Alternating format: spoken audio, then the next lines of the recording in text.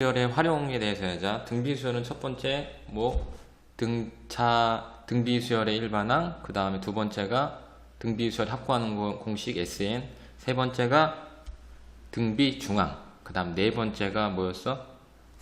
등비수열의 활용이야. 활용. 그치? 특히 원리합계, 그 다음에 정기적금에 대한 원리합계 이런 거 있지. 그치? 우선 정기적금 문제 이런 건 앞서서 단리랑 분리가 뭔지를 알아야 되는데, 자, 단리가 뭐냐? 단리는 뭐라고? 원금에만 이자가 붙는 거야. 그치? 원금에만. 그 다음 복리라는 건 뭐고? 원금과 이자를 합친 금액에 대해서 이자가 붙는 걸 얘기를 해. 그럼 단리법을 한번 보자. 단리법을 한번 증명을 할 건데, 예를 들어 내가 100원이 있었어. 자, 내가 매년 이자를 10% 줄 거야. 몇 년 동안? 10년 동안이라고 한번 쳐보자. 자, 그러면 첫 해에는 내가 지금 100원에 대해서 10% 이자니까 얼마야? 0.1을 곱하기 100 해주면 되겠네.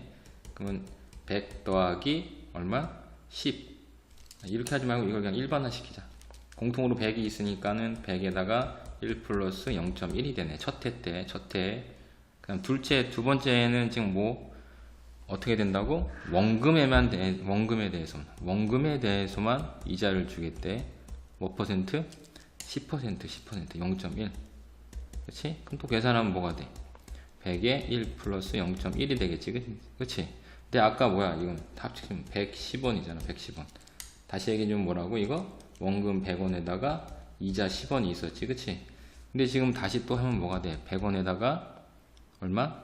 더하기 10원이 되는데, 여기 있던 10원이 와야 될 거 아니야. 아까는 지금 원금 이거에 대해서만 이렇게 올라가서 10% 이자를 준 거기 때문에 1년 됐을 때 받았던 이자까지 합치면 얼마가 돼? 100 더하기 2 곱하기 10이 되네. 그치?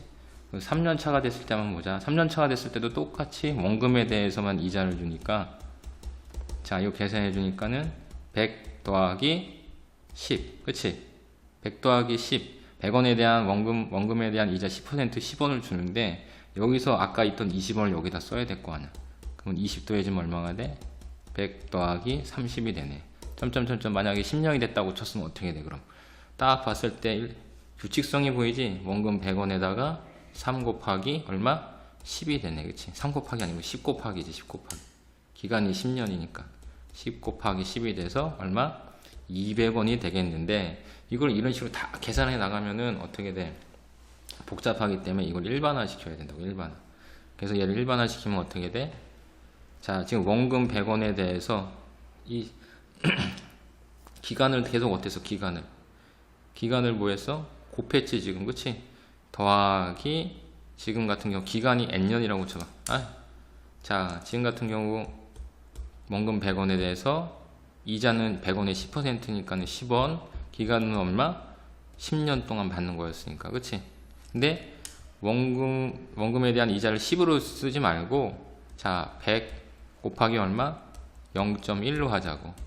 100원에 대한 10% 이자니까. 이걸 정리하면 공통으로 100이 있으니까는 빼내고, 왼쪽에 남는 거는 1, 오른쪽에 남는 건 얼마?